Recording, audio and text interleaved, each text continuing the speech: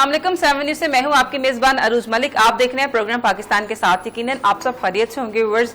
आजकल ताज़ियत जो है हम उसका असल जो रूह है उसे भूलते जा रहे हैं। ताज़ियत का एक अपना प्रोटोकॉल बन चुका है। अगर किसी घर में कोई फौतगी हो जाती है तो हम बाकायदा जो है उसकी तैयारी के साथ जाते हैं। इवन हम मेकअप करने को भी बुरा नहीं समझते, हमारी प्रेजेंटेशन अच्छी होनी चाहिए, लेकिन ताज़ियत जो है वो किस तरह से होनी चाहिए, घर वालों को किस तरह से ट्रीट करना चाहिए। और ताज़ियत का एक ये भी है कि उसके बाद जो ख़त्म दुरूद एक रखे जाते हैं, जो उनके असाले सवाब के लिए मुहाफिल का जो है एहतमाम किया जाता है, उसके लिए भी प्रॉपर जो है अब एक प्रोटोकॉल को फॉलो किया जाता है। कार्ड्स वगैरह, इन्विटेशन जो है बाकायदा भेजा जाता है। तो हम इस पे बात करेंगे कि आखिर ताज़ियत का सही तरीका क्या है और हमें इस्लाम क्या सिखाता है।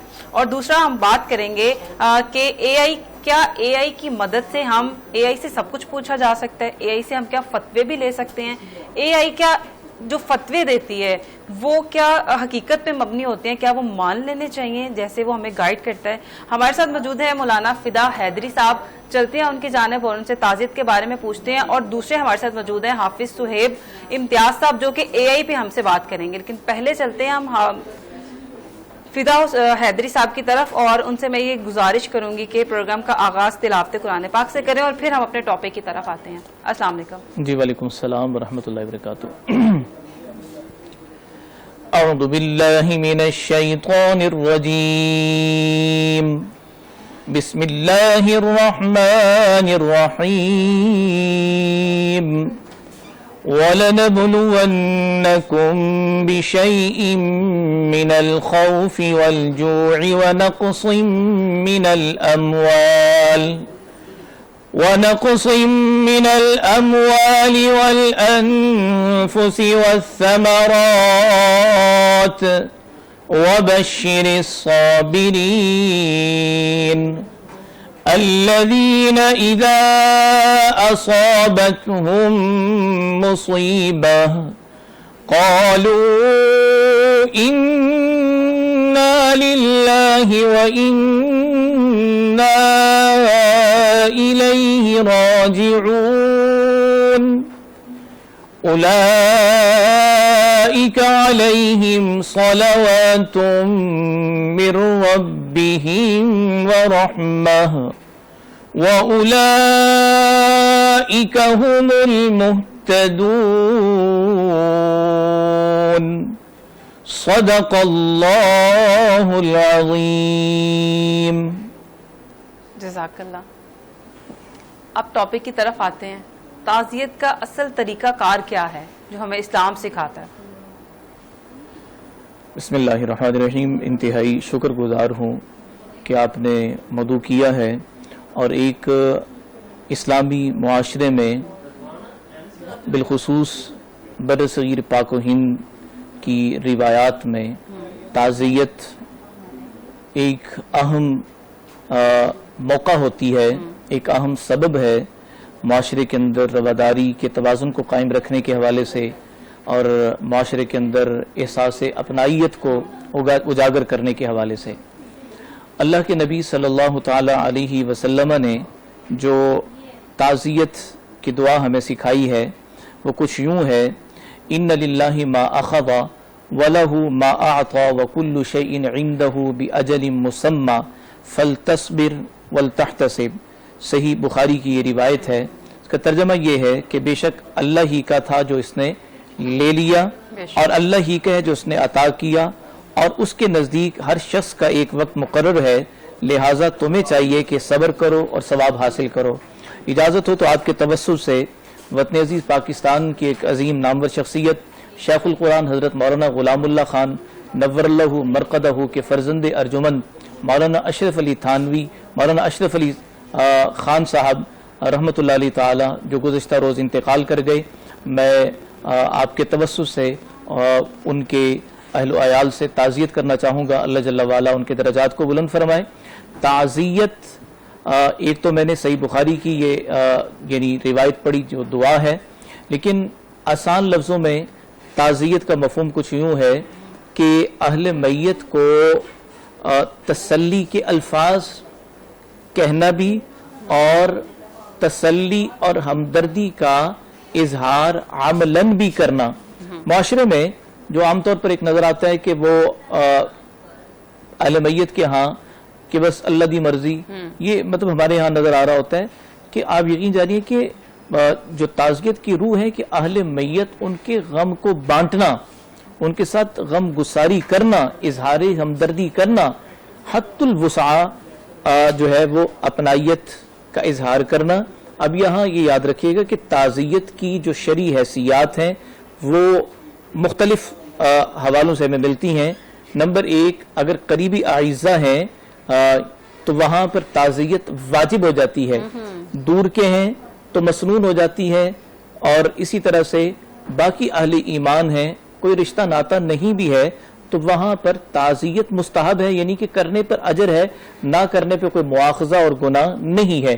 لیکن آج کل جو تعزیت ایک ٹرینڈ بن چکا ہے نا کہ جہاں مفادات ہوں سیاسی طور پر, جہاں مفادات ہوں جناب والا کوئی بزنس سے ریلیٹڈ یا اور کوئی کسی کی فیور لینی ہو, تو وہاں بڑھ چڑھ کے 10 مرتبہ اہل میت سے تعزیت کی جا رہی ہوتی ہے. اور جہاں کوئی لین دین نہیں ہے, کسی قسم کے مفادات وابستہ نہیں ہیں, عام لوگ ہیں, غریب لوگ ہیں, تو وہاں جانا کوئی گوارا بھی نہیں کرتا.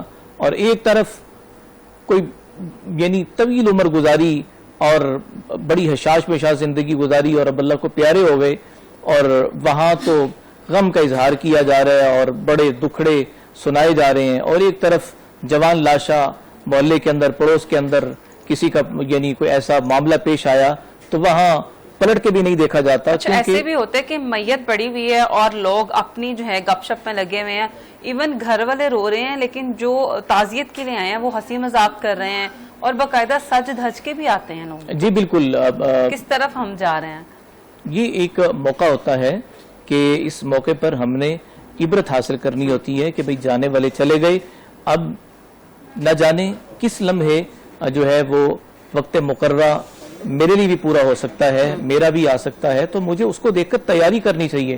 نہ یہ کہ آپ اہل میت کے گھر کی بات کر رہی ہیں, میں نے تو قبرستان کے اندر قبر یعنی پتالوں میں اتارتے ہوئے لوگوں کو بھی گپ شپ کرتے ہوئے دیکھا, وہاں بھی دنیا برائے دنیا ڈسکس ہو رہی ہے, وہاں بھی جو ہے وہ ریٹس یعنی بتائے جا رہے ہیں, اس کا اتنا اس کا اتنا. جہاں ہم نے دیکھیں نا منو مٹی تلے اپنے ہاتھوں ہم دفن کر رہے ہیں, تو وہ خوف خدا جو اس وقت کا تقاضا ہے کہ ہمارے اوپر غالب آئے اور ہم اللہ جل وعلا کی طرف متوجہ ہوں, اس توجہ کے بجائے کہیں اور جا رہے ہوتے ہیں. تو اس لیے موقع یہ ہے کہ تعزیت کا آغاز, ایک تو یہ دعا جو ان للہ ما اخذ وله ما اعطى وكل شيء عنده باجل مسمى فلتصبر ولتحتسب, یہ الفاظ نہیں بھی آتے تو جو آپ مناسب سمجھتے ہیں کہ اللہ آپ کو صبر دے, اللہ آپ کی میت کے درجات بلند فرمائے, یہ کلمات تسلی کہنے کے بعد دیکھیں شہروں کے اندر, گاؤں دیہاتوں میں ہر جگہ پر اہل میت کو اہل محلہ کی طرف سے, قریبی اعزہ کی طرف سے انہیں تعاون کی اس وقت اشد ضرورت ہوتی ہے. اور بجائے اس کے کہ تعاون کرنے کے وہاں پر جناب والا وہ کھانے کو ڈسکس کیا جا رہا ہو کہ ابھی لوگ کھانا کھا بھی جاتے ہیں اور کہتے ہیں بھی اچھا نہیں تھا, مطلب کھانے میت کا کھانا بھی کھا کے وہ بھی یہ ڈسکس کرتے ہیں. اچھا, میت کی کیا کیفیت ہوتی ہے اور اس کے لیے سکون کے لیے کیا کرنا چاہیے جو تعزیت کے لیے لوگ آتے ہیں؟ دیکھیں سب سے پہلی بات تو یہ ہے کہ اہل میت یعنی میت کے جو ورثاء ہیں انہیں چاہیے کہ ہر چیز قرآن و سنت کے مطابق وہ انجام دیں, اور بدعات سے, خرافات سے, رسومات سے, فضول خرچی سے, ان چیزوں سے, دکھلاوے اور ریاکاری سے اپنی ذات کو بچائیں, تاکہ اہل میت کے جو نامہ اعمال میں وہ اضافے کا سبب بنے. کیونکہ حدیث میں آتا ہے اذا مات الانسان انقطع عنه عمله الا من ثلاثه او من صدقه جاریہ او علم ينتفع به او ولد صالح يدعو له. جب آدمی دنیا سے جاتا ہے تو ساری چیزیں منقطع ہو جاتی ہیں, صرف 3 چیزیں باقی رہتی ہیں. نمبر 1 کہ وہ یعنی اس نے کوئی ایسا صدقہ جاریہ چھوڑا ہے جسے لوگ فائدہ اٹھا رہے ہیں, کوئی کنواں کھدوا دیا, کوئی ڈسپنسری, کوئی مسجد بنوا دی, مدرسہ بنوا دیا, اور سیکنڈلی کوئی ایسا علم چھوڑا کہ لوگ اس سے فائدہ اٹھا رہے ہیں, اور نمبر 3 نیک اولاد جو اس کے لیے دعا کرتی ہے. تو یہ میت کی خوشنودی کا سبب, میت کے جو ہے وہ नाम आमाल में अजर सवाब के इजाफे का सबब बनती हैं ये बिल्कुल चीजें। ठीक। और सर फिदा साहब ये बताइएगा कि मैयत के पास बैठ के क्या पढ़ने का हुक्म है, जिससे मैयत को जो कहा जाता है ना कि वो जो कैफियत है उस टाइम मैयत की, वो बहुत ज्यादा जो है वो परेशान हो रही होती है और देख रही होती है, हमें सुन पा रही होती है लेकिन कह कुछ नहीं पा रही होती, तो क्या करना चाहिए? देखिए पास उस बैठ के वक्त क्या नहीं, पढ़ाई उस होनी वक्त चाहिए? तो ऐसी मतलब वहाँ पे ना किया जाए, अलबत्ता दिल दिल में जो मसनून अज़कार हैं तौबा और इस्तिग़फ़ार करते रहना चाहिए। सूरत मुल्क भी तो पढ़ने का है जी ना कि देखिए, सूरह मुल्क पढ़ने का है, लेकिन उस मौके पर यानी मैयत के करीब वहाँ सिपारे लेके बैठ जाना ऐसा नहीं है कि वहाँ ही हम कुरान खानी शुरू कर दें। वो उस वक़्त चूंकि हुक्म ये है कि तहजीज़ व तकफ़ीन में जल्दी की जाए, अगर हम वहाँ पे कुरान खानी का सिलसिला शुरू कर दें तो फिर वो खाम खा की ताख़ीर होगी। जल्दी का हुक्म क्यों है? जल्दी का हुक्म ये है कि ताकि नेक है तो अपनी मंजिल यानी जन्नत तक जल्दी पहुंच जाए, और खुदा न खास्ता अगर कोई ऐसा है तो फिर वो भी अपने अंजाम तक पहुंच जाए। लेकिन हम देखिए यहाँ एक चीज़ है, नाज़रीन के जहन में ये सवाल पैदा होगा कि हम यानी अहले मैयत कैसे तसव्वुर कर सकते हैं कि हमारी मैयत वो जहन्नमी है या जहन्नम की तरफ। इस मौके पर हमें घबराने की ज़रूरत नहीं है। मुस्नद इमाम आज़म की एक रिवायत है कि जिस मुसलमान की नमाज जनाजा में 40 लोग शरीक हो जाएं, वो 40 लोग गवाही दे दें, बोल दें कि अल्लाह ये तेरा बंदा नेक था, इसके आमाल नेक थे, अल्लाह अपने फैसलों को बदल देता है। वो 40 लोगों के जनाजे में शरीक होने से अल्लाह फैसले बदल देता है। और यहाँ ये समझ लें कि जल्दी इसलिए, और हम हुस्न ज़न रखते हुए ताकि हमारी मैयत वो जन्नत के बाला खानों में जल्द से जल्द पहुंच सके और अबदी नेमतों से वो मुस्तफीद हो सके। हमारा हुस्न ज़न और हमारा गुमान अपनी मैयत के बारे में, अहले ईमान के बारे में यूं ही होना चाहिए, इसलिए जल्दी करनी चाहिए, ताखीर नहीं करनी चाहिए। वापस आप ही के पास आते हैं, फिदा साहब के पास वापस आएंगे इसी टॉपिक को लेके। सुहेब की तरफ चलते हैं।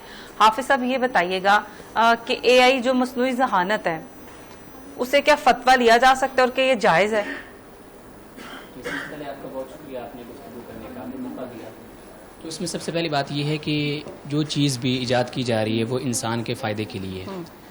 अब इससे फ़ायदा उठाने के लिए सबसे पहले हमें उस इल्म तक पहुंचना होगा जो हमें उस इल्म से फ़ायदा पहुंचा सकता है। यानी हमें यानी एआई के बारे में हमें बुनियादी जब मालूमात होंगी, उसके बारे में इसका फ़ायदा क्या है, इसका नुकसान क्या है, तो ही हम इससे फ़ायदा उठा सकते हैं। अगर हमें उसके बारे में इल्म नहीं है, हमें पता नहीं हमने इससे फ़ायदा क्या उठाना है और कैसे उठाना है, तो हम बजाय फ़ायदा उठाने के उससे नुकसान उठाएंगे। और जिसको पता नहीं होगा कि मैंने इससे क्या पूछना है, अगर ये बताएगा ये सही होगा या गलत होगा, जब उसको इस बात का इल्म होगा कि ये मसला जो बता रहा है ये कुरान और हदीस के रिलेटेड है, जो कुरान कहता है, जो हदीस कहती है उसके मुताबिक है, तो उससे फ़ायदा उठाया जा सकता है। अगर वो कुरान और हदीस के मुखालिफ कोई मसला बताता है तो उसमें नुकसान होगा बजाय फ़ायदा उठाने के।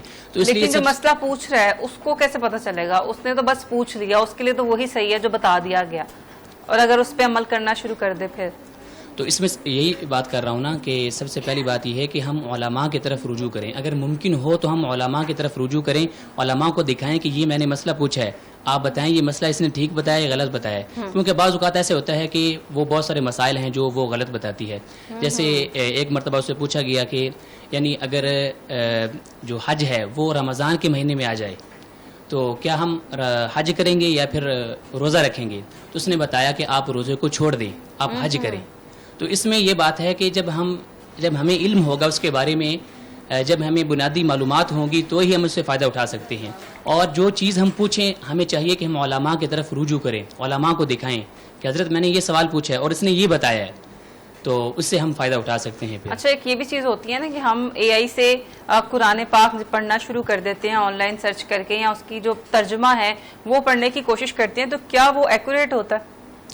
जी बिल्कुल। ऐसी ऐप्स बनी हुई हैं, यानी इस्लाम वन ऐप के नाम से है, बहुत सारी ऐसी इस्लामिक टूल्स बने हुए हैं जो मुकम्मल एथेंटिक हैं। उसके बारे में बाज़ उलमा की राय हैं कि आप इनको देखें, इनको सर्च करें और इनसे इस्तिफ़ादा हासिल करें। बहुत सारी ऐसी ऐप्स हैं तो उनसे हमें फ़ायदा उठाना चाहिए, उसके बारे में ऐसी कोई बात नहीं है। लेकिन एआई का इस्तेमाल करते करते, मसनूई ज़हानत का इस्तेमाल करते करते हमने एथिक्स को कितना भूल गए हैं हम। اخلاقیات جو ہیں کہیں نظر نہیں آتی، کیا کیا جائے؟ اس میں سب سے پہلی بات یہ ہے کہ ہمیں ہر چیز کا جو ہے نا وہ ایک ٹائم ٹیبل بنانا چاہیے. جب ہم اپنی زندگی کو ٹائم ٹیبل بنائیں گے، مینیج کریں گے اچھے انداز کے ساتھ، میں نے اس چیز کو اتنا ٹائم دینا ہے، اس چیز کو اتنا ٹائم دینا ہے، تو ہم ہر چیز کے ساتھ جو ہے وہ چل سکیں گے. ہماری جو زندگی ہے وہ متوازن ہو سکے گی.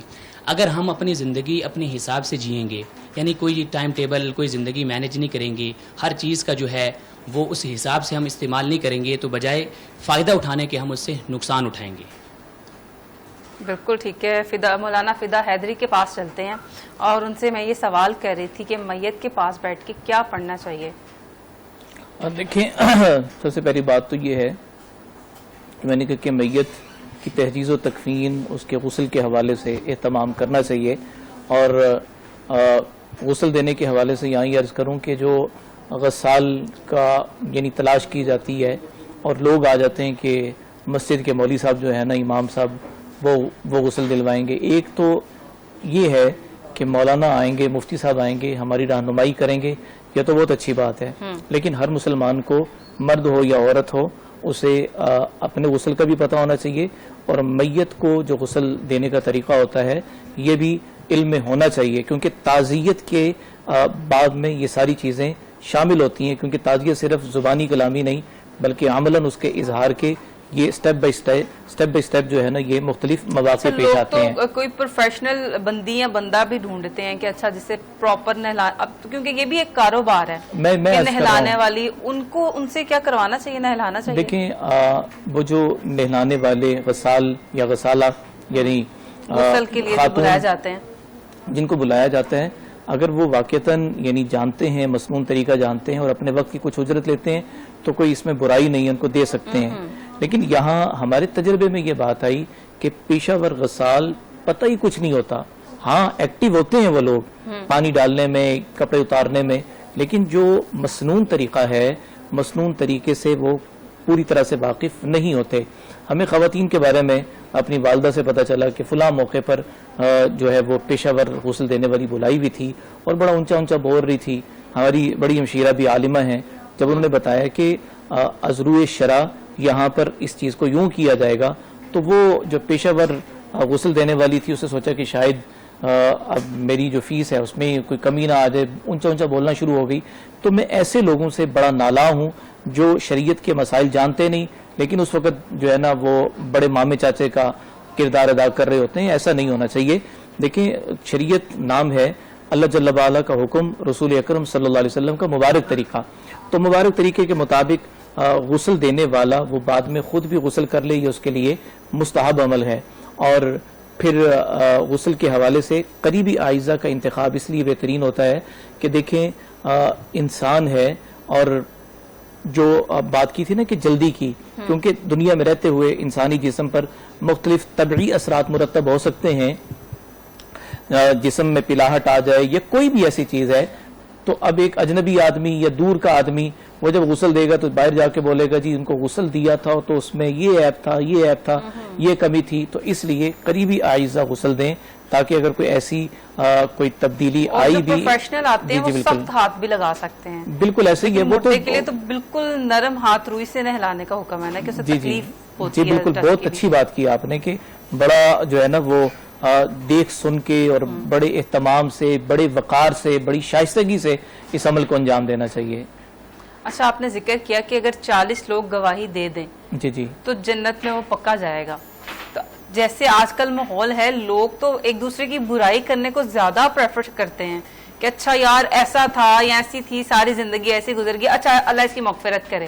اس صورت میں بھی جو ہے وہ جنت میں جائے گا یا کیا اس کی برائی لکھی جائے گی؟ دیکھیں، اب برائی کرنے والے، جانے والا تو چلا گیا، برائی کرنے والے وہ اپنی عاقبت، اپنی آخرت جو ہے نا خراب کر رہے ہیں. وہ اللہ کے نبی صلی اللہ علیہ وسلم کی حدیث ہے، اذکروا حسنات موتاکم، جانے والے کی خوبیاں بیان کرو، جانے والے کی کمالات بیان کرو.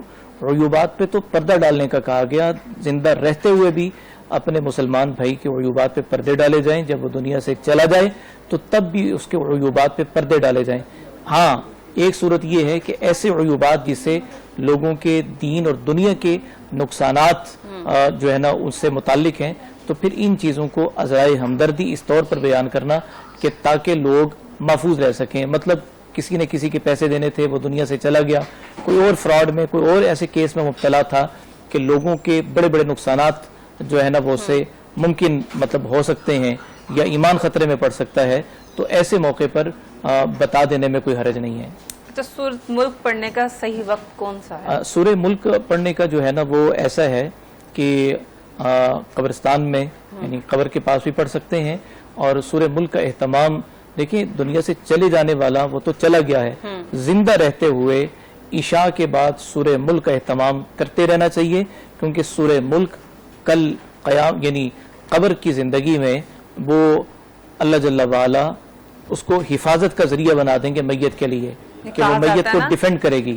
کہ میت کے قریب جو ہے فوری سورۃ ملک کا جو ہے وہ اہتمام کیا جائے تاکہ اس کی اگلی منزلیں آسان ہو جائے, اور جب تدفین کے بعد تھوڑی دیر کوئی بھی اس کا قریبی جو رشتہ دار ہے وہ وہاں پہ اس وقت تک بیٹھے جتنا ٹائم ایک اونٹ کو ذبح کر کے تقسیم کرنے میں لگتا ہے, تاکہ اس کی جو مشکلات ہیں قبر کی وہ آسانی جو ہے اللہ تعالیٰ اس میں عطا کرے. بالکل آپ بڑے اچھے پیرائے میں اس چیز کو لے کر چل رہی ہیں. میں آپ کے توسط سے یہ بھی عرض کروں گا, کیونکہ تعزیت کا وہ باب چل رہا تھا, تو تعزیت کے حوالے سے اہل میت یعنی وہاں گرمی کا موسم ہے تو ٹھنڈے پانی کا انتظام اہل محلہ کر دیں. کوئی اور ضرورت کی چیز ہے, روپے پیسے دینے میں اگر مشکلات ہیں تو کوئی چیز یعنی بیٹھنے اٹھنے کے حوالے سے, کرسی لگانے سے, کولر پانی جو ہے نا وہ ٹھنڈا دینے سے, ان کے آئے ہوئے مہمانوں کو اپنی بیٹھک میں ٹھہرانے سے, یہ ساری چیزیں تعزیت میں شمار ہوتی ہیں. لیکن بدقسمتی سے اس معاشرے کے اندر مادہ پرستی, مادیت جب سے عام ہونے لگی ہے تو تب سے وہ جو ہماری روایات تھی نا, مشرقی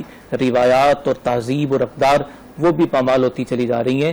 تو اس لیے عرض کرنے کا مقصد یہ ہے کہ معاشرے کے اندر وہ حسن پھر سے زندہ ہو جائے کہ جس میں کہ وہ دور کے محلے میں یعنی ایک بستی کے اندر, آبادی کے اندر, محلہ بھی نہیں ہے, بستی آبادی ہے, قصبہ کہہ لیں, چھوٹا سا شہر کہہ لیں, وہاں اگر کسی کا انتقال ہوتا ہے تو پورے گاؤں میں, پوری بستی کے اندر سناٹا چھایا ہوتا تھا, اور محلوں کے اندر انتقال ہو جائے تو ڈول باجے اور تاشے نہیں ہوتے تھے خوشی کے موقع پر کہ نہیں ہمسایوں کے ہاں فوتگی ہوئی ہے. اور اب ہمسایوں کے ہاں فوتگی ہو جاتی ہے تو ساتھ پہلے گھر کو معلوم جی بالکل بالکل, میت وہاں رکھی ہوتی ہے اور وہاں پہ جو ہے نا خوشیوں کی شادیانے بج رہے ہوتے ہیں. ایسا ہی ہے. حافظ وہیب کی طرف چلتے ہیں. حافظ صاحب یہ بتائیے گا کہ کیا آن لائن یا اے آئی سے حفظ کیا جا سکتا ہے؟ جی بالکل, اس سے بہت زیادہ فائدہ اٹھایا جا سکتا ہے. تو سب سے پہلی بات یہ ہے کہ اگر کوئی بچہ یا کسی کو ہم حفظ کروانا چاہ رہے ہیں تو اس میں سب سے پہلے والدین جو ہیں وہ اس کی نگرانی کریں. والدین جو ہیں اس کو اس کا استعمال سکھائیں کہ آپ نے اس سے کیا فائدہ اٹھانا ہے. جب اس کو اس کا استعمال آ جائے گا تو اس سے فائدہ اٹھانا ہمارے لیے کوئی ممکن نہیں ہے. لیکن اے آئی سے ہم اصلاح کیسے کر سکتے ہیں کہ کہاں پہ کیا چیز غلط ہے؟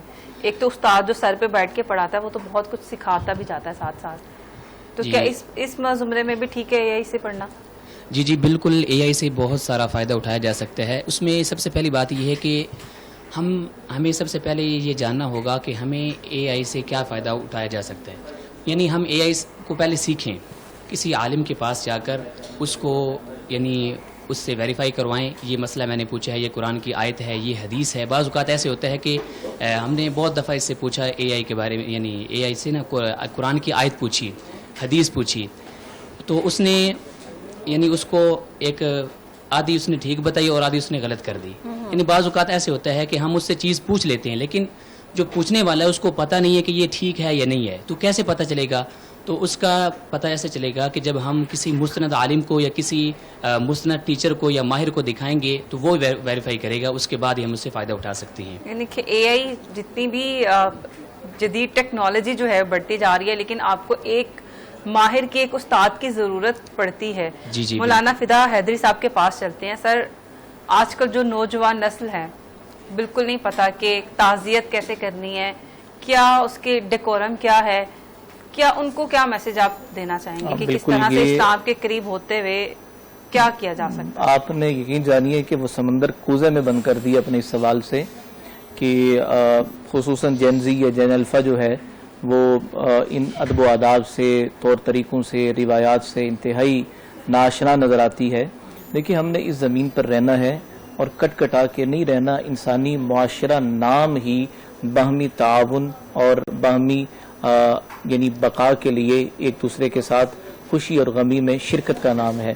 تو اس لیے تعزیت کا مسنون طریقہ جو میں نے شروع میں اللہ کے نبی صلی اللہ علیہ وسلم کی طرف سے جو الفاظ ہمیں ملتے ہیں وہ میں نے الفاظ نقل کیے ہیں. اچھا ایک یہ بھی ہوتا ہے کہ لوگوں کو اگر کوئی کہیں پہ فوتگی ہو گئی ہے لوگ جاتے ہی نہیں ہیں کہ ہم تعزیت کیسے کریں گے, وہ کیسے کی جا سکتی ہے, تو کیا کیا جا سکتا ہے؟ میں اس میں عرض کر رہا ہوں کہ اللہ تعالیٰ نے اگر مالی حیثیت میں آپ کو نواز رکھا ہے تو مالی طور پر آپ دیکھتے ہیں کہ بھئی یہاں پر مالی تعاون کی ضرورت ہے تو مالی تعاون کیجئے گا. اگر اللہ تعالیٰ نے آپ کو اچھی جسامت دی ہوئی ہے اور آپ بھاری بھرکم کام کر سکتے ہیں بطور نوجوان کے, تو آپ اپنی خدمات یوں بھی انجام دے سکتے ہیں. اور اس کے ساتھ ساتھ اگر کوئی بزرگ ہے تو وہ اپنی وہ عبادات جو بزرگی سے متعلق یعنی تسبیحات پڑھنا پڑھانا دعا کا اہتمام کرے. اور دیکھیں نا, موقع کی عبادت آدمی کو پتہ ہونی چاہیے. اب ایک نوجوان آ کر وہ یہ کہے کہ نہیں میں نے یہاں پر سپارے پڑھنے شروع کر دینے ہیں, بھئی اہل میت کو ضرورت ہے کہ وہ کوئی سامان ان کا اٹھا کے یہاں سے وہاں کرنا ہے, کیونکہ بعض گھر تنگ ہوتے ہیں, کشادگی نہیں ہوتی, سامان اٹھا کے دائیں بائیں کرنا ہوتا ہے کہ تاکہ لوگ زیادہ آ سکیں, زیادہ بیٹھ سکیں. ان کے لیے آنے والے دور دراز سے یعنی دوسرے شہروں سے آئے ہوئے مہمان خصوصاً گاؤں دیہاتوں میں ان کے لیے کھانے کا اہتمام کرنا ہوتا ہے. تو اس موقع پر نوجوانوں کو چاہیے کہ وہ اپنی خدمات انجام دیں. اور یہ روایات اب تک ہمارے خاندان میں ہمارے گاؤں میں الحمدللہ بڑی یعنی اس میں نظر آتی ہیں یہ چیزیں کہ نوجوان کھڑے کھڑے ہو جاتے ہیں, گاؤں کے لوگ شریک ہو جاتے ہیں قبر کی کاٹ کاٹ میں. اور لوگوں کا ایک یہ بھی بڑا کنسرن ہوتا ہے کہ میت والے گھر میں بچوں کو نہیں لے کے جانا. ہاں, میت اتنا مطلب کوئی امپیکٹ ہوتا ہے بچوں پہ. دیکھیں اس میں آپ یہ کہہ سکتے ہیں کہ چھوٹے بچے بعض دفعہ گھبرا جاتے ہیں یا کچھ ایسا ان پہ اثر پڑ جائے کہ وہ ساری زندگی اس کو خوف کو سوچتے رہیں دیکھتے رہیں. یا بعض دفعہ یعنی میت کا جو جسد یعنی جسم ہے وہ اس طرح کا ہے کہ پوسٹ مارٹم ہوا یا کوئی بھی ایسے زخم تھے ایکسیڈنٹ کی وجہ سے کسی بھی وجہ سے, تو کم عمر بچے دیکھ کر ڈر جائیں گھبرا جائیں. تو اس لیے ہوتا ہے, وگرنہ شرن کوئی ایسی بات نہیں ہے کہ کم عمر بچوں کو نہیں لے کے جانا, یہ اثر پڑ جائے گا اثر پڑ جائے گا, ایسا تصور تو نہیں. یہ آپ اس معنی میں لے سکتے ہیں کہ نفسیاتی طور پر انہیں کوئی بعد میں دقت اور پریشانی پیش نہ آئے. بالکل ٹھیک ہے. حافظ سہیب صاحب کیا کہنا چاہیں گے آپ؟ کیا آپ خود ماشاءاللہ ینگ ہیں تو اپنی ایج جو آپ کے ایج فیلوز ہیں ان کو کیا میسج جو ہے وہ کنوے کرنا چاہیں گے؟ اسلام سے کیسے جو ہے قربت برقرار رکھی جا سکتی ہے؟ تو میرا پیغام یہ ہے کہ سب سے پہلے آپ جو کچھ کرنا چاہتے ہیں, جو کچھ سیکھنا چاہتے ہیں, وہ کسی ماہر کی نگرانی میں آپ سیکھیں. جب تک آپ کو اس چیز کا, اس کے فائدے, اس کے نقصان کا علم نہیں ہو جاتا اس وقت تک آپ اس کا استعمال نہ کریں. بہتر یہ ہے یعنی جب صحیح اس ایج کے جو لوگ ہیں نا صحیح غلط کی تمیز جو ہے وہ بھول گئے ہیں. یہ بھی کہا جاتا ہے کہ اچھا ہمارے اعمال ہے نا, ہم اللہ کو خود ہی جواب دے لیں گے, تو کیا یہ بھی بات ٹھیک ہے؟ نہیں, بالکل یہ بات ٹھیک نہیں ہے. سب سے پہلی بات یہ ہے کہ ہم جس عمر میں بھی ہیں ہمیں چاہیے کہ ہم اپنی اصلاح کروائیں. اصلاح کے طریقہ یہ ہے کہ ہم علماء کے پاس جائیں. قرآن نے بھی یہی کہا, قد افلح من تزکا, یعنی کامیاب ہو گیا وہ شخص جس نے اپنی اصلاح کروا لی. یعنی اصلاح کس سے کروائیں گے؟ جو ہمارا بڑا ہے, ہمارے والدین ہیں, ہمارے اساتذہ ہیں, ہمارے رہنما ہیں, ہمارے شیخ ہیں, یعنی ان کے پاس جائیں اور اپنی اصلاح کروائیں. یعنی انسان کو ہر وقت کچھ نہ کچھ سیکھنا چاہیے. سیکھے گا کیسے؟ جب اس کا استاد, جب اس کے والدین, اس کے شیخ اس کی رہنمائی کریں گے. یعنی جو اپنی زندگی کے معمولات ہیں وہ اپنے استاد کو بتائے, اپنے والدین کو بتائے, تو وہ اس کی اصلاح کریں گے. تو یہ ایک طریقہ ہے سیکھنے کا. بالکل ٹھیک ہے. بہت شکریہ. حافظ سہیب صاحب ہمارے ساتھ موجود تھے. ہم نے بات کی اے آئی پی کہ کیا اے آئی سے فتویٰ لینا یا کوئی بھی اسلامک بات جو ہے پوچھ کے اس پہ عمل کرنا ٹھیک ہے یا نہیں. ہمارے ساتھ موجود تھے مولانا فدا حیدری صاحب. ہم نے یہ کوشش کی آپ لوگوں کو سکھانے کی, بتانے کی کہ تعزیت جو ہے وہ کس طرح سے کی جا سکتی ہے. ہم دنیا داری میں پڑھتے جا رہے ہیں. تعزیت کے لیے ضروری نہیں ہے کوئی پروٹوکول ہو, کوئی اگر اصال ثواب کے لیے کسی مجالس کا اہتمام کیا جا رہا ہے تو ایک پورا جو ہوتا ہے کہ انویٹیشن جو ہے بھیجنی ہے, ایسی کوئی چکر نہیں ہے. آپ جو میت ہے اس کے اصال ثواب کے لیے دعا کریں, یہی بہت ہے. اس کے ساتھ ہی ہمیں دیجیے اجازت, ملتے ہیں اگلے پروگرام میں. اللہ حافظ.